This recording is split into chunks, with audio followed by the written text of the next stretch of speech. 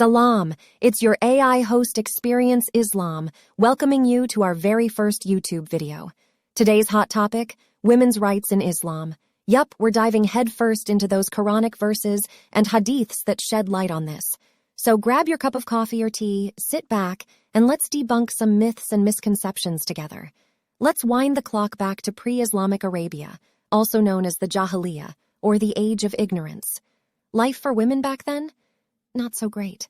The birth of a girl, instead of being a joyous occasion, was met with disappointment and shame. Here's a quote from Surah 16, Ayah 58, 59 of the Quran.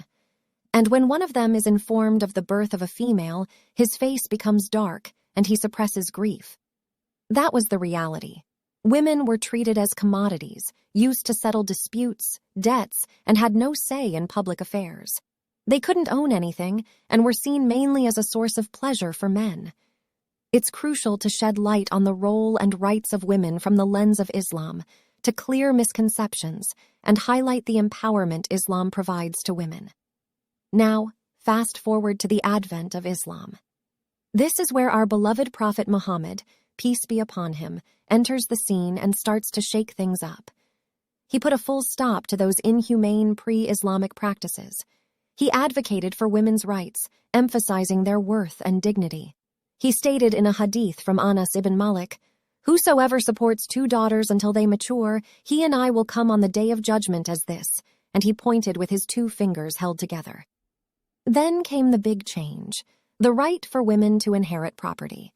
The Quran states in Surah 4, Ayah 7, "For men is a share of what the parents and close relatives leave, and for women is a share of what the parents and close relatives leave, be it little or much, an obligatory share." Now, you might be wondering, why do men often inherit more? Here's the thing. In Islam, men have the financial responsibility to take care of all the women in their family. Women, however, are free to use their inheritance however they wish, with no obligation to spend it on anyone else. So this difference in inheritance isn't a privilege. It's a responsibility. The Prophet, peace be upon him, set an example for all Muslim men. Abu Hurairah, may Allah be pleased with him, reported, "The best of you is the one who is best to his wife, and I am the best of you to my wives." Islam has always firmly stood against the idea of forced marriages. It's all about mutual consent and respect. This principle is crystal clear in many hadiths and Quranic verses. The Prophet Muhammad, peace be upon him, took a firm stance on the importance of a woman's consent in marriage. There's a prominent hadith from, reported by Ahmad, 2469, Abu Dawud, 2096, 2097, and Ibn Majah, 1875. Sheikh al-Albani graded the narration Sahih in his checking of Sunan Abi Dawud, where a woman came to the Prophet and informed him that her father had married her off against her will. The Prophet gave her the choice to validate or invalidate the marriage.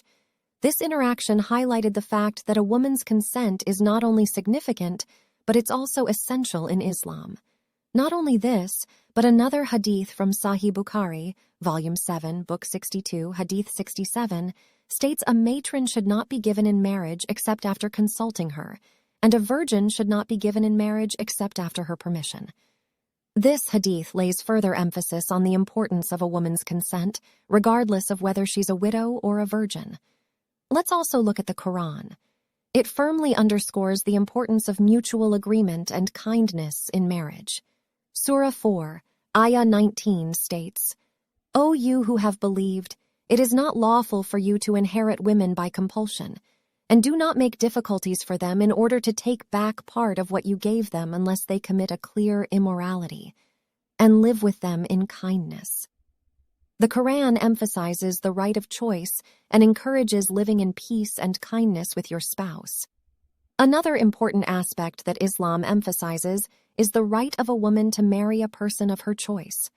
As long as the prospective spouse is decent and follows the principles of Islam, cultural or racial backgrounds should not be a barrier. This is indicated by the Prophet Muhammad's, peace be upon him, own marriages, as well as his teachings. In conclusion, Islam places great emphasis on treating women with the proper respect.